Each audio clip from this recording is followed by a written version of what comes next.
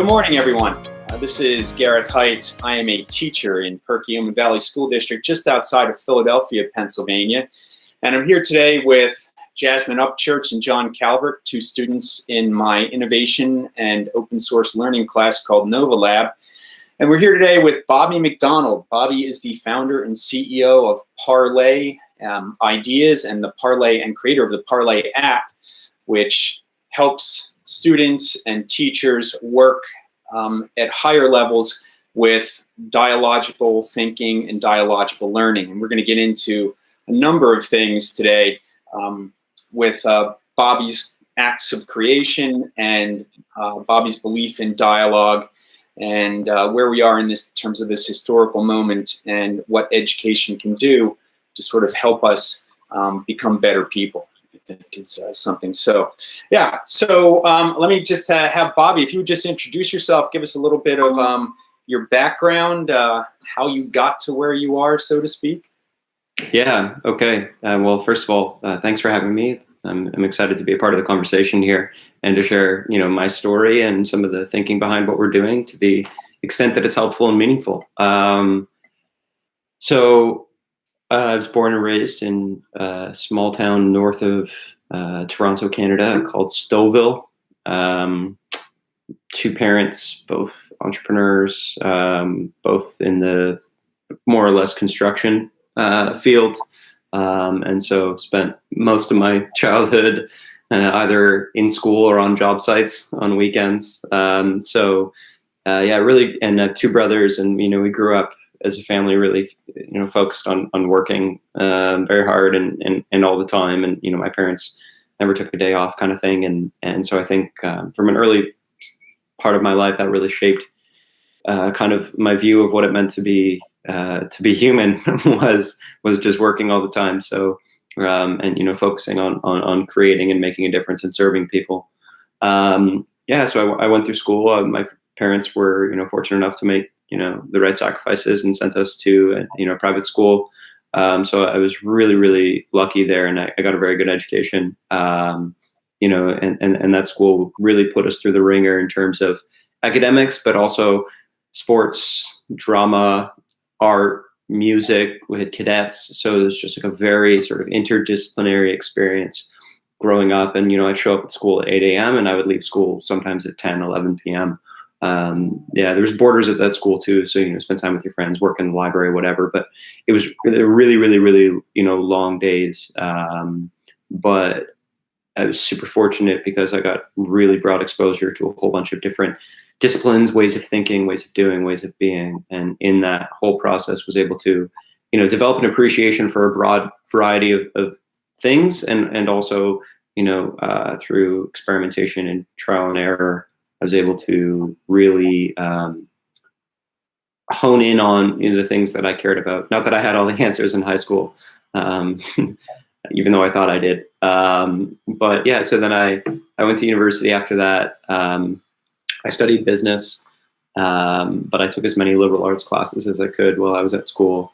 I found the business classes to be, they were interesting, but the liberal arts and the study of, literature and culture and anthropology and all the different sort of aspects of thinking and ways of thinking. I worked really hard to basically just do as few business courses as I could and still squeak out with a business degree because, that was the stuff that as soon as I got to university, I realized I cared about more. So, I did that. And then after university, I worked, started my own t-shirt company as a startup, which is pretty much like a rite of passage, I think, for most entrepreneurs to start a t-shirt company of some kind. I worked in finance for a bit, realized that I didn't love it. I wasn't really passionate about it. And this idea for Parlay had been sort of burning in the back of my mind, basically since second year university. And I'm happy to get into sort of the origins of that idea in more detail. But eventually sort of found my way to the point where I was working on Parlay part-time and then ultimately full-time, and haven't looked back and don't intend to. And you founded Parlay, was it 2016? Is that? Yeah, the company was incorporated in 2016, but the original idea was much, much older than that. It was second year university. And it was born out of a pretty simple frustration. And I think this is, where a lot of the great, I'm not going to call this one great, but a lot of business ideas come from a place of personal experience and personal frustration, and personal passion ultimately. But in my case, it started with frustration. And that was that whether it was high school or university, felt like I was surrounded by all these smart people and there wasn't a lot of room for dialogue. There wasn't a lot of room for peer-to-peer engagement. There wasn't a lot of room for connecting the things that we were learning in class to the events and ideas that were shaping our world. And in the case of university, I was studying business. There was plenty of stuff going on in the world of business that we should have been talking about. Not to say that we didn't, but it's just that whole the whole conversation-based learning just seemed to be missing from the experience, and to the degree that it was there, it just seemed to be lacking. And so the original idea for Parlay was it wasn't even meant to be like something used in the classroom. The simple idea was we wanted to create a forum where students, in effect, could have meaningful, constructive discussions about important ideas and issues. And my friend and I spent like $5,000-6,000 of money that we'd actually worked all summer for to help someone to pay someone to build a prototype of this. And we got nowhere with it. We wasted a lot of money and we really put the cart before the horse.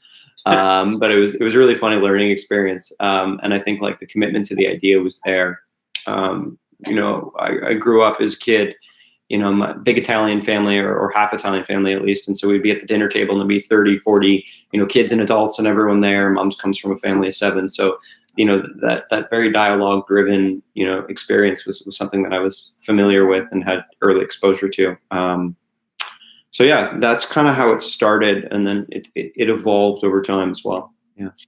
Yeah. So I think it might be good for some of our listeners. Hopefully many of them will be teachers who are interested in your work and Parlay as an app itself, to understand that the way that I got in contact with you is back, I think it was March 12th or March 13th was when we shut our schools down at Perkins Valley. And then that weekend, I just spent a lot of time saying, all right, my class is largely a seminar class. My English was. And so that's dialogue a lot about the text we read, reading each other's body language and knowing when to jump into a discussion and knowing how to listen well.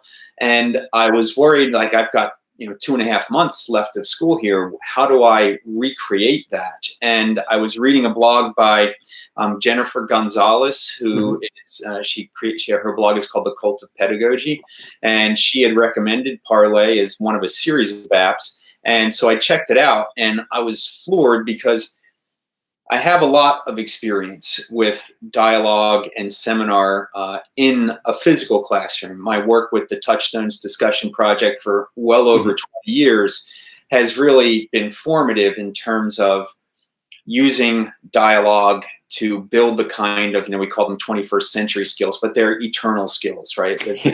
So listening, knowing how to jump into discussions and understanding not with just the head, but with the heart as well.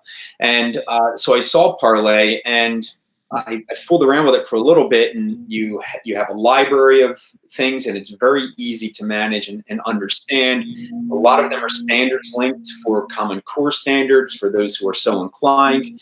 And I think it was just a very easy door to open for me. And I guess one of the things that I'd like to know, and I think other teachers might like to know, is like, if you came from a business background, and yes, we know that you have a lot of experience with discussion, how did you make the move, and why would you make the move into the field of education, given that ed tech is notoriously, it's a fraught space, I guess, right? Lots of people with ideas, they don't understand education, and those ideas fall by the wayside. And it's not, let's be serious, it is not the place where most of the money is to be made, right? And if it is, you're often looked at as a robber baron of sorts, I guess. I don't know. So maybe you can tell us, why you decided to move into that space and how you see Parlay working there. Yeah, for sure. Yeah, so there's a lot there. I think it's a good idea to start with the sort of why we chose education and why we decided to focus on that. And then can talk about the how we got to where we were, despite the in my case, despite the lack of specific experience in the classroom. So the why goes something like this. The original idea, like I talked about, came from this, frustration in the classroom. But then as time went on, and my time at university, I was reading a lot more, obviously, and figuring out how the world worked, and just watching how the world worked. I was admittedly deeply moved by Obama's election, which was, I guess, I was in 11th or 12th grade at the time. And so, just listening to him and some of the ideas that he was talking about, it was my first real exposure to, really understanding what it means to build and maintain a free society, and what the benefits of that are when you take, the values of the Enlightenment and you embed them very intentionally and very deeply into the way that your society is architected, and the guiding sort of, rules and expectations and all that kind of stuff. So as time went on at university, those ideas started to cement in me as super important, and that everything that we have in our civilization and that we've accomplished over the last 300 years in terms of, knowledge, technology, human well-being and flourishing more generally, all of those can be traced back in some sense to those ideals of the Enlightenment being built into our organizing principles. And like I was saying earlier, I think the United States is, despite all the challenges, the United States was the first nation to truly do that, and is the one that still tries to do that to this day. Anyway, so chief among all of those things was, in my mind, the free and open exchange of ideas, was the search for truth, was the willingness to listen to ideas that you disagree with, or that you don't maybe fully understand, was to learn, to engage in dialogue, to use evidence to support your ideas. All of the things that, the Socratic method and the Socratic seminars, we still call them that today. We've known this for 2,000 years, right? So for me, it was, looking around at the world and so many of the things that were starting to unravel. I realized it was at its core was a lack of a commitment to those fundamental ideas, to being able to, agree to disagree with someone, or to be able to have your own ideas and opinions challenged. Everyone was becoming, and is increasingly becoming, very ideological, very dogmatic in their thinking, very tribal. I think there's so many things playing a role here, that human psychology, a lack of self-awareness, obviously social media is playing a role, all these different things that are happening in our society today. And it's like the farther we drift from the connection to these ideals, and the willingness to have constructive dialogue, the more that these problems, unfold. And so, and the worse they get. And so, with that in mind, and with this deepening commitment to the idea of Parlay, and this was all even before we had incorporated in 2016, became increasingly apparent that, like, education was the silver bullet. I guess to quote The West Wing, but, like, education was the silver bullet. And it's like, if there's an entire generation of kids who grow up, understanding that, conflicting doctrines share the truth between them in some sense, that they will have the intellectual humility, the high standards in terms of rigor and burden of proof and all that kind of stuff, to be committed to those ideas, whether explicitly or implicitly. And so to me, it was, I've had a very fortunate life. And, I could have chased the money. I could have stayed in finance, could have done any of those things. But at some point, I guess in 2016, when I realized I wanted to do this in earnest, I decided that, I was going to get more meaning and purpose from life if I did this. May not be as fun. It's been a really hard run, if I'm being totally honest. But it's more rewarding. It's more fulfilling. And at the end of life, when you're looking back on it, is how can you be proud of what you did? The relationships that you built is important, your family, etc., your friends, the impact that you had on people in your near circle, but also the impact that you had on the world more more broadly. So given the fact that I sort of traced all those things, to me, it was I don't want to say a calling because that sounds a little too woo woo, but it was something akin to that. And so it was, okay, I need to do this. And with that in mind, with that, the sort of this dedication to it from the outset, which actually took 4 or 5 years to really build that full understanding in my mind, then the question became, how do I do this? And because we didn't have, this is the how question, I guess now, because I didn't have, explicit experience in education, I kind of, I guess, in one way took a first principles approach, read the research, think about my own experience as well, and what drives learning outcomes, what teaches these 21st century skills, what makes all of this, what makes great education possible. And it just so happened that, discussion is one of those things. So I think my inclination was on the right track, and it was just about, learning as much as I could, reading textbooks, looking at other, different software applications, and then most importantly, building something early, something scrappy, something bad, getting it in the hands of teachers and listening to teachers, listening to students over and over and over again. So in some sense, calling me the creator is not necessarily exactly accurate, because we have a team that codes it, first of all, and second of all, it's actually just you're a facilitator of idea extraction and prioritization and refinement, but the ideas come from the people who use this every day and who know what they want in the classroom, which is mostly teachers and students.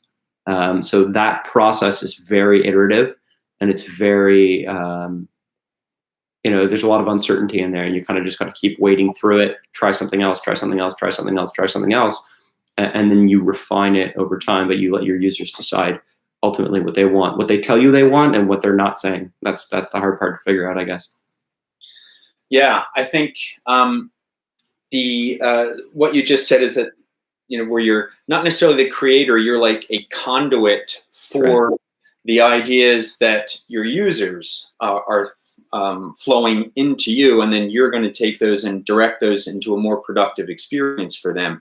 So that's something that we talk about in Nova Lab, the Innovation Lab class that I help run, and it is the traditional thing that comes out of IDEO. You fail early, you fail often, and you're always iterating and getting feedback from the users, right? Mm-hmm. So what did the first iteration of Parlay look like? Was it an app, or was it some kind of like a physical concept? Yeah, good question. So when it comes to the online roundtable, that was the first thing we built, and it was an app. It was very different than what it is today. It was all red and black in color. It was hard on the eyes, but so it was all red and black in color, and it was, the fundamental concept was similar. There was a whole like peer-to-peer assessment system. There was a whole sort of competitive sort of leaderboard angle to it. We tried with the gamification at first. And it was sort of very, very, very simple and bare bones. And then as we got into it, we realized that gamification is great for some students, and it's really hard for others. So we ended up removing it because it tends to exacerbate differences in student confidence that already exist when it comes to discussions and dialogue and class participation, etc. So we ended up removing that. That was one example of something that we thought would be really cool and motivate people, but we realized that it will motivate some, but it will demotivate others. And so we got rid of that, and so it was like a really basic version of the online roundtable to start. There was no universe, there's no templates. And then the live roundtable, we started with just a bunch of sheets of paper and kids having little stickers, and they were putting them down on a piece of paper. And we were sitting inside of a classroom, and when they wanted to, build on, we would put a sticker down for build on. When they wanted to challenge, we would put a sticker down for challenge. So it was a very manual process. And that one's still ongoing for sure. But yeah, so a mix of both, I'd say.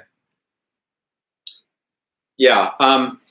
So for those of our listeners who may not have that great a familiarity with Parlay at first, the app is designed to into the space of discussion as equal partners, right? I mean, then there are two versions. We have the online version, which is more or less through a dialectic, a written dialectic, and then the live version, which seeks to facilitate, and correct me if I'm wrong, seeks to facilitate higher levels of what we would normally call Socratic seminars. Yeah, I would say there's a fair characterization. The overarching goals of, specific tactical pragmatic goals of the application, whether it's the online roundtable or the live, are to help teachers solve three problems. And problem number one is that discussions aren't inherently inclusive. You will have a few kids that will often dominate the conversation. And this is true in classrooms, it's true in board meetings, it's true at family dinner tables, it's true pretty much everywhere. And if discussions are teaching these really fundamental skills, critical thinking, communication, listening skills, etc., but you only have 30 to 40% of the kids who are actively engaging, you have the kids who have a natural propensity for these things getting better and the other kids not getting better. And you also have a whole bunch of important perspectives that are left off the table. So that's problem number one. Problem number two is that it's hard. It's hard to facilitate really deep, constructive dialogue, to teach students how to build on ideas, challenge ideas in a respectful way, ask thoughtful questions, support their ideas with evidence, et cetera, et cetera, et cetera. And it's hard for teachers. Not all teachers, of course. Some have put a lot of time and effort into learning it. But you have a class of 30 kids and you're used to a more sort of didactic teaching experience. And now all of a sudden, okay, we have to somehow engage these 30 kids in a constructive dialogue about Beowulf or something like that. That's a big shift. That's a big pedagogical shift for a lot of teachers and for students too, especially when they're, in middle school, let's say, going into high school. It's like constructing coherent thoughts and arguments and deconstructing thoughts. And these are not easy things to do. And then the final one is that discussions are hard to measure and assess.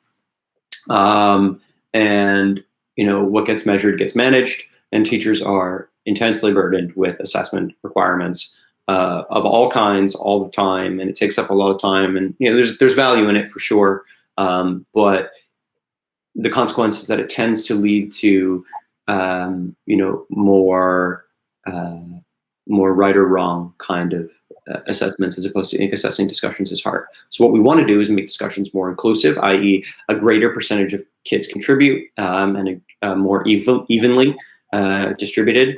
And then we want to make them more meaningful, meaning that we incorporate best practices wherever we can into the app to help both teachers and students, with some system, with some structure to understand what it means to be a meaningful contributor to the discussion, and then make them measurable, which means that you're doing automatic data insights, suggested feedback, giving teachers the tools to assess and measure student engagement, participation, and tools for reflection as well, so we can kind of get better the next time.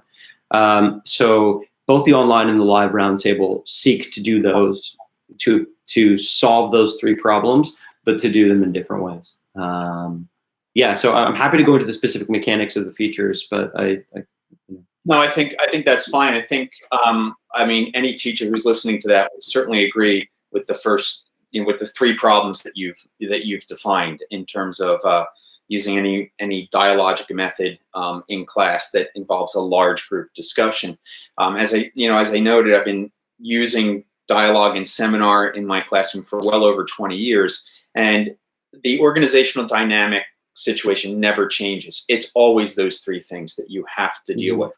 And then building the community that helps the students help you solve those problems, or not necessarily solve them, but to work within the constraints of those problems to make the situation a better learning experience for everyone. That takes a long time. And my experience with Parlay, at least in the digital realm, because I did not have a chance to use it live in the classroom, but my experience with Parlay is that you are certainly nailing the ability for people to become inclusive in the online realm, in the online roundtables. And the feedback aspect, when I've introduced this to fellow teachers of mine, it's the feedback aspect that from our perspective is really so important. And going to say, having all the experience that I have with providing feedback on discussions, the feedback that your AI suggests is by and large spot on. And then the options for the teacher to go in and choose specific types of feedback beyond that is just amazing. It makes, like, I mean, what we know about helping improve student performance in any area is that the more immediate the feedback and the more specific the feedback, the better. And, you know, if I'm just in class and I don't have access to sort of like an app like yours, and I'm trying to provide feedback to students, maybe I'm writing Post-it notes so I can give them to them on the way out or something like that, or maybe I'm just verbally addressing my feedback, which is fine. Verbal feedback in the moment is really important. But I think that the global nature of what you're able to do through Parlay, I think, nails a really important learning point for teachers, and that is getting that feedback out as immediately as possible to your students. And so I really appreciate the depth of the research that you have done at your young age, and the team that you have pulled with you has done to really help teachers move in those directions. Thank you. Very kind. Yeah, sure. So, you know, one of the things that, and I mean, we can come back to the, and I want to come back to how, by solving these problems, what is the worldview that we're helping to create, and the kind of world that we want to create. Because in my classroom, there are two questions that appear on my wall, and these questions have driven me as a teacher since the early 2000s, and they are, why are things the way they are? How can we make them better? In my innovation class, they drive us to look at social entrepreneurship, right? Like not just, as you had noted, like doing it for a purpose, and that purpose is not necessarily just personal monetary gain. Certainly we have to live, but how can we serve others with our ideas as well is really important. So that's the how can we make it better part. But, you know, knowing why things are the way they are, and then tinkering and fooling around with and coming up with the tech to do that. I know John, who is on this discussion with us from my innovation class, John spent the whole year working with a friend of his to create an app for water polo competitors, because the apps that are out there to track water polo stats are really poor and don't serve those students well when it comes time to try and like package that into something that when they're going to college, here's what I've done. So I know John spent the entire year working on this, working on the interfaces and things, and certainly John could speak up a little bit more once I stop talking, but I think it'd be really interesting to know a little bit about the technical end. How did you, I know we talked about what you did in class, but how did you move from idea to prototype, and then what kind of a team did you put together? What did you have, business plans, anything like that you had to come up with? Yeah, so you're right, like making it real. It's a challenge, and it's something, like I said, I've struggled with it from day one, from before this business was incorporated. I was paying developers with money that I'd earned, you know, working in the summertime in my internship. So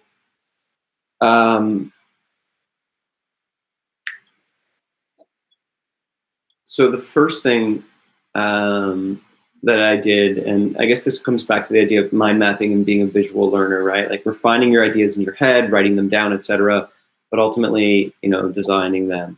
And so for me, as someone who's non-technical, I write almost no code whatsoever.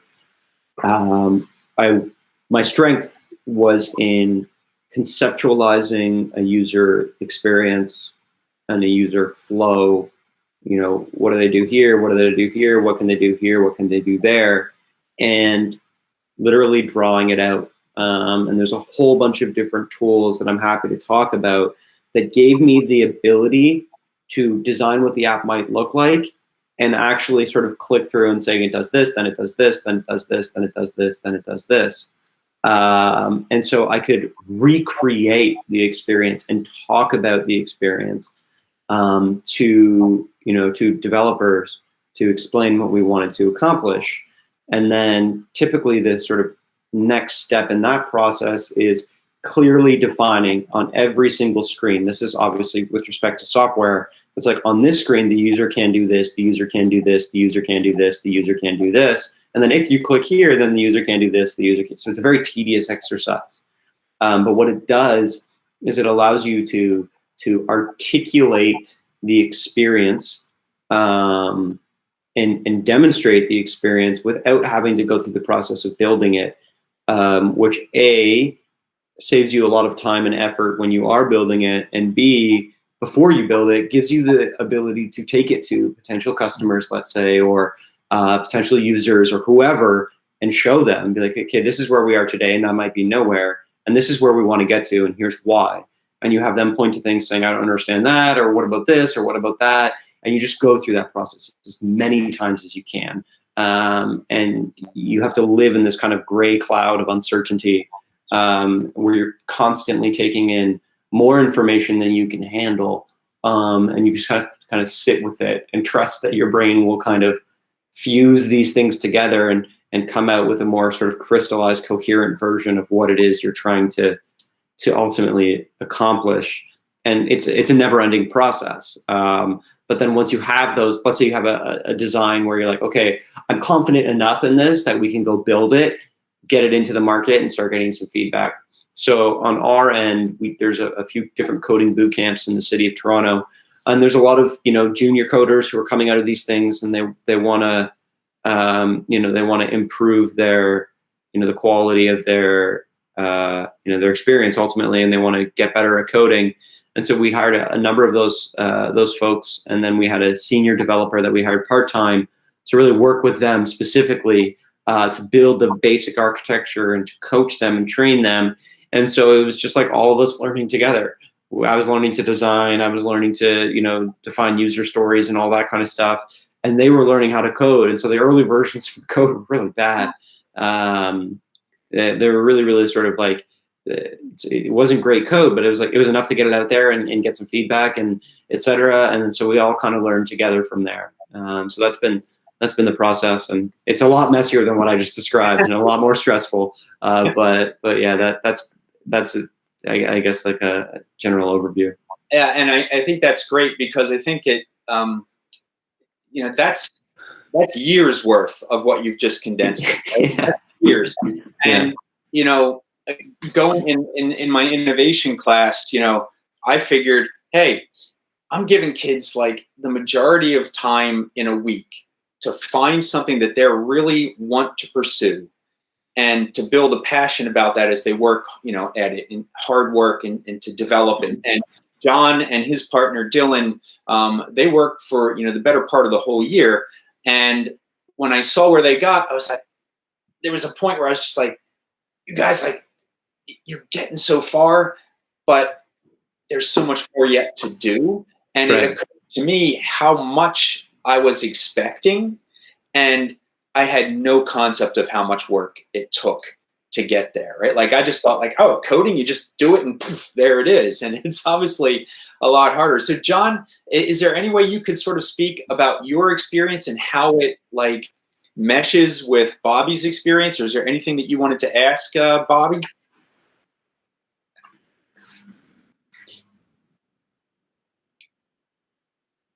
Okay, you can. I mean, if your mic works, John, you can go right ahead.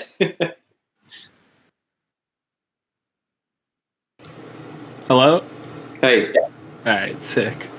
I was wondering about, like, you were talking about the tools you use to recreate the app without actually building it. Is there any chance I could get a name of like the tools? Or Yeah, 100%. So the first one that I ever stumbled upon, and it's just for really early sort of mock-ups or prototypes. I'll put it in the text right now. It's called, or in the chat rather, it's called Balsamic.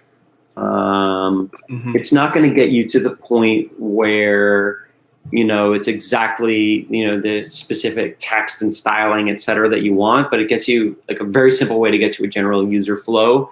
If you want to do something a little bit more detailed and specific, and like an actual mock-up of what the final user interface would look like, I use Sketch for that. A lot of people use Adobe as well, like Adobe Illustrator. I use Sketch. I like it better. I find it much simpler than Adobe Illustrator. I find that those products are typically like very complicated.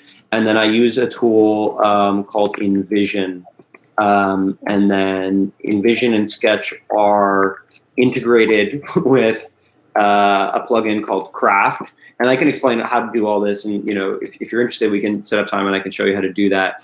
But Sketch, you do the designs, you use Craft to export them to an InVision. And then Vision, basically what you do is say, okay, if I click this button, then it takes me to this screen. And if I click this button, then it takes me to this screen. And you basically create like a professional presentation, and you can click and walk through the app and show it to people.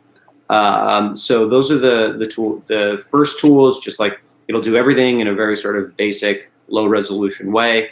And then the other three tools, there's other ways to do this. You know, Sketch and Vision Craft isn't the only sort of tool set. It's just the one that I started using and I continue to use because I like it and it serves me well. Yeah. Okay. John, did you use any of those? I'm trying to remember the names of things you used. No, we did not use Sketch. We used Figma. That's just right. for basic design, and then yeah, that's really it. It was just me and Dylan, so we weren't like reaching out to people. Which is another question actually. How did you get like feedback from people with your work? Yeah, so I'll just a side note, Figma is amazing too, and it's actually like it does a lot of the things that those three tools integrated does. So if you're using Figma and you're happy with that, then you got a pretty good sense of how this goes. Sounds like, so in terms of getting feedback, a couple teachers from my high school, I bothered them until they would, you know, first of all, just sit down with me and learn about it, what we were trying to accomplish. And when I first went to them, I kid you not, I'm talking about Post-it notes and scraps of paper with like ideas written on it, like and a Word doc where I had used text boxes and, you know, colors to show what I like. It was just hilarious. Anyway, but then beyond that, it's, you know, they introduced me to some of their teacher friends, and, you know, just connect with them, sit them down, do a webcast like this. You know, this is back in the good old days where you could meet people in person. And so like we would go to the classrooms and talk to the teacher individually, let's say in their lunch hour or whatever, and get them to use it in their classroom and provide feedback with us. So, you know, we were fortunate enough to find, you know, a core group of 6, 7 teachers to start max, and that took like a few months to get for sure, who were just willing to sit with us, talk with us, and try it out as soon as we had like a working prototype and give us feedback. So, you know, that was enough to work with at the beginning. Okay, thank you. Yeah, no problem. Thanks, Bobby. I think the handling the end of creation and how you went from idea to product, I think we've covered that really well. And, you know, I'm sure there's more you get into, but I'm really interested also in, as a huge proponent of the liberal arts myself, and I know you are as well, and that broad educational experience as being foundational for not only a good education, but for democracy itself and the importance of that within the democracy. How do you see what do you see as Parlay's role in helping to, especially in America right now, helping us to bridge the gaps? You talked earlier about polarization. We all know about that. How do you see Parlay? Like, what do you see as its role there? And I don't want to say that's a sales point for you, because that seems too cheap, but it is certainly a space into which I see Parlay fitting in a really important way. And I'm just wondering how you see, how would you talk about Parlay within this historical moment? Yeah, good question. First of all, I'm reticent to give us too much credibility. It's a very complicated situation. There are many, many variables, many, many moving pieces. You know, we have a couple 100,000 students on the platform, so, you know, we're a drop in the ocean right now. But conceptually,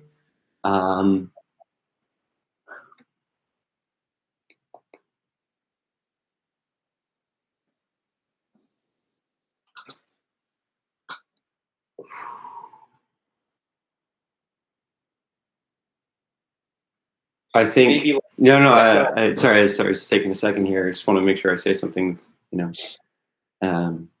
as true as I can be. I think that the issues that we're dealing with now, which are, have deep historical context, are very complicated.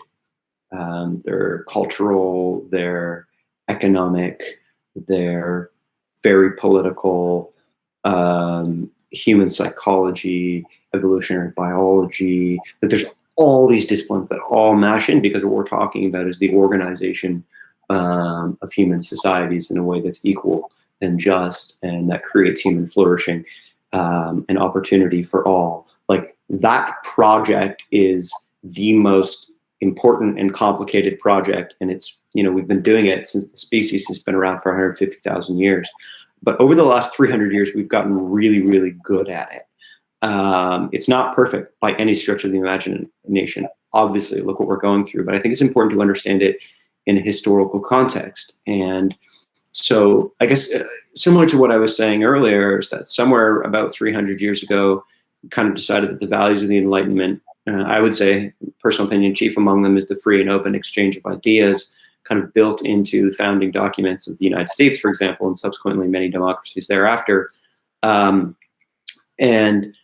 so it's this understanding that it's our responsibility to give everyone a voice, and it's our responsibility to seek truth, and it's our responsibility to act humbly and have the humility to accept when we're wrong, to understand when we don't understand, to understand when we don't know, and to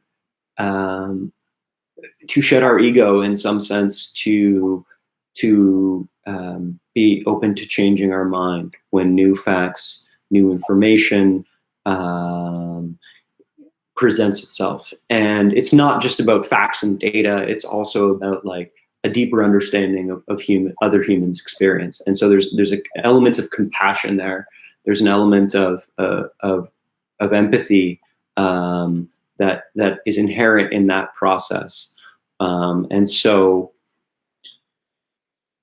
with Parlay, if we are able to, and this doesn't only have to be having conversations in Parlay about, systemic racism, let's say, for example, it's deeper than that, in that it is the fundamental commitment to the understanding that conflicting doctrines share the truth between them, and that your experience and your perspective is inherently skewed and inherently biased, and that you are subject to all these different cognitive biases or heuristics like confirmation bias and like recency bias and all these different kinds of things. And that's where the humility is necessary, because you need to understand that your mind is flawed and that your perspective is influenced, by your preconditions in some sense, and by just what you know and what you've been taught. And you have to understand that the other person on the table has to have the same thing. And so there has to be like a mutual commitment to finding common ground. And to that deep understanding that you can learn from each other, and that 1 + 1 can equal 3 in this environment, and that the creation of important solutions and the understanding of important problems, I guess the understanding of important problems precedes the creation of solutions. That needs a broad range of ideas, because that's how you hone in on the better ideas, remove the bad ones, but gain that very human understanding of all the different other perspectives in the room. And like, democracy depends on that process. It depends on that process in our political arena. It depends on the process in our public square. It depends on that process in the scientific review and peer review process, in our corporations, in our families. That humble, compassionate negotiation of ideas with a common commitment to the truth and the best way forward to build a better future. And so to the degree that we can, at some fundamental level, introduce students to that concept as they go through their regular academic life, as opposed to teachers say, here's the truth, student write down the memorized truth, write it down on a test, engage them in the truth-finding process. Because when you're talking about matters of human organization and human civilization, they're very messy, and there's a ton of shades of gray, and there's almost never any black and white.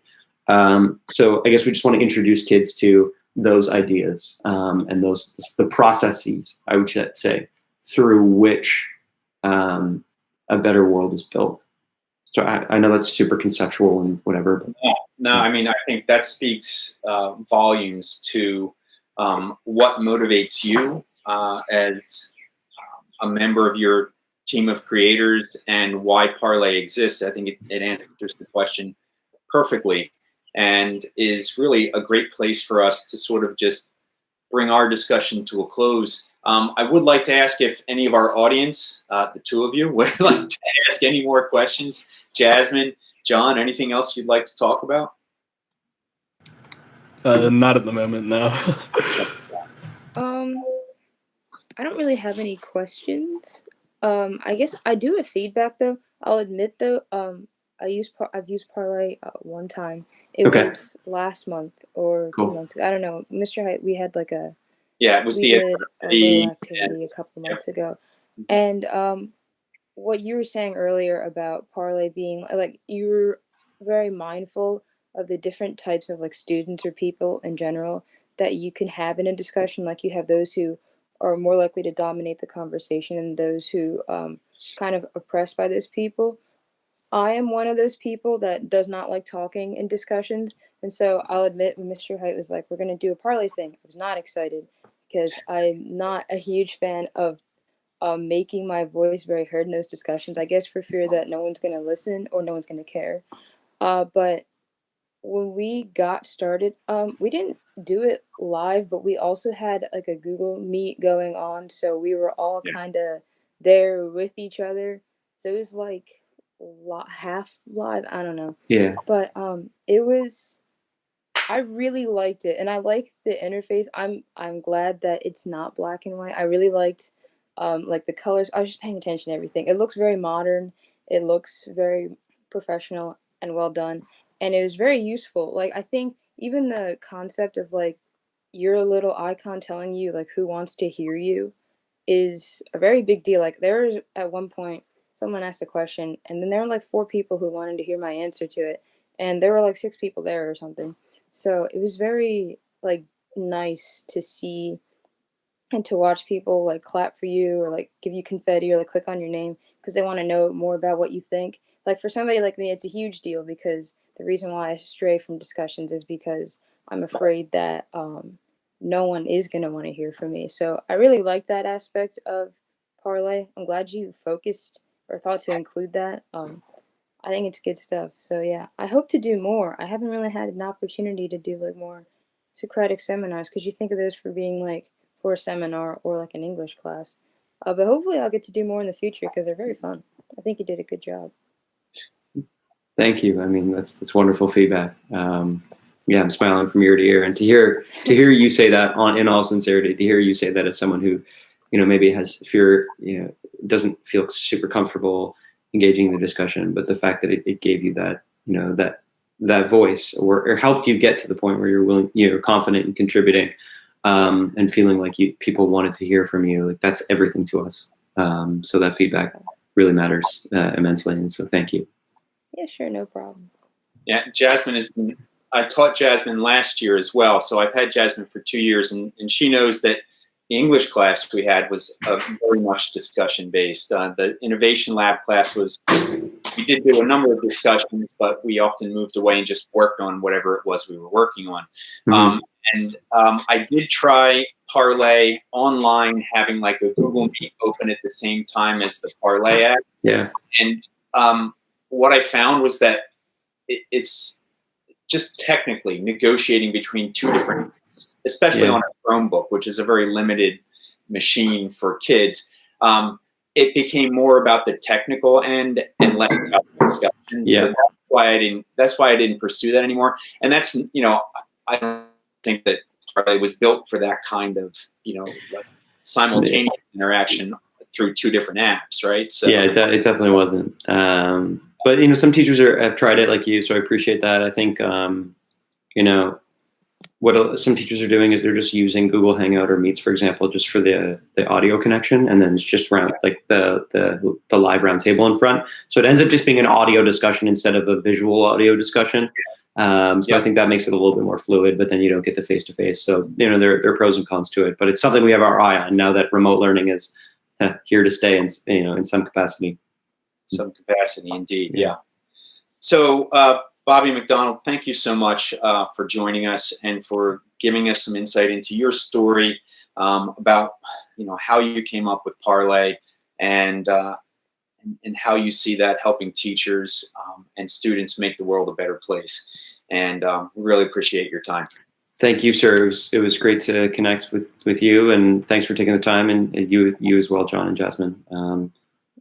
I know you guys are super busy, and school's been hard lately, so thanks for taking the time. Appreciate it very much. Take care. Yeah, I like this one. I'm glad. See you guys. We had it. Yeah, I'll see you. Me too.